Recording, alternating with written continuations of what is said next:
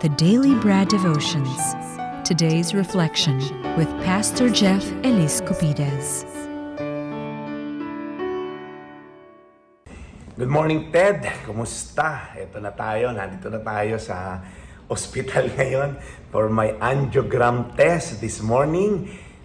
Patuloy nyo lang po ako ipag-pray, okay? Alam nyo po, kasi nga yung puso natin medyo kailangan ma-check na kung may bara. But nevertheless, tuloy-tuloy po ang ating paglilingkod sa ating daily bread. And talking about heart, Brad Ted, na-encourage ako at na-inspire ako to talk about heart this week. At simulan natin yan sa Proverbs 4:23, above all else, guard your heart.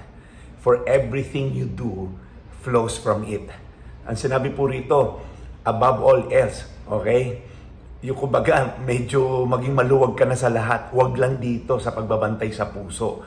Bakit ba kailangan natin bantayan ang ating puso? Tatlo lang po ang aking i-discuss na rason bakit bantayan dapat ang puso. Number one, because our heart is extremely valuable. Napakahalaga po ng puso. Hindi lang po physically, tulad ko, mag-angiogram ako, kailangan protektahan ng puso. But also spiritually. Alam niyo po, hindi natin binabantayan ng mga bagay na walang halaga. Every night po, naglalabas ako ng basura dun sa bahay namin dahil may basurahan kami sa labas. Hindi ko binabantayan yung magdamag. Okay? Baka may kumuha ng basura kasi basura nga yun. Pero yung pong mga valuable, mga bagay na mahalaga, binabantayan mo yan. More so yung puso.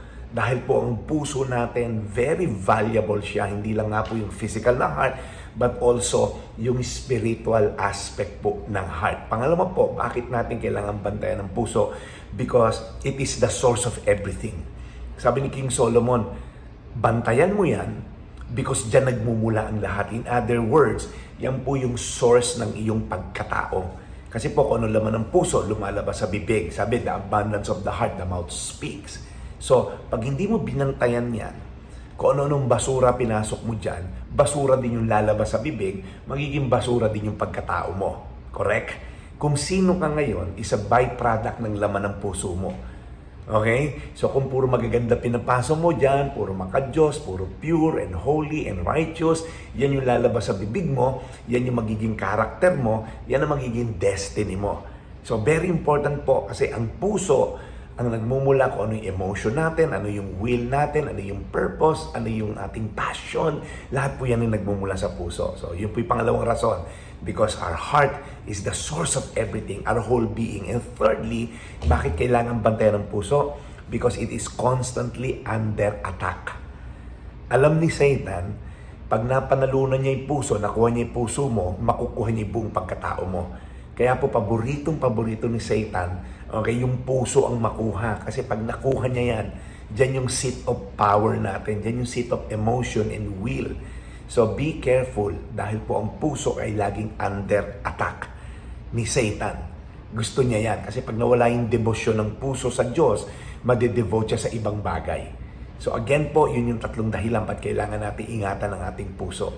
Mahalaga yan. Diyan nagmumula yung pagkatao. At pangatlo, si Satan gustong makuha yan. So, Proverbs 4:23, above all else, guard your heart, for everything you do flows from it. Tayo magdasal, Panginoon, salamat po dahil ang puso namin ay napakalaga. Binigyan nyo kami ng napakahalagang organ, which is the heart. Hindi lang physically, but also the spiritual aspect of heart. So, Lord, help us to be sensitive in protecting it, keeping it safe, guarding it with all our lives. Dahil dyan nakasalalay ang aming buhay as well. Salamat po. Dahil puro pure and holy and righteous ang papapasukin namin. And we're gonna bring out, Lord, yung mga negative, yung mga source of mga ikakasira namin.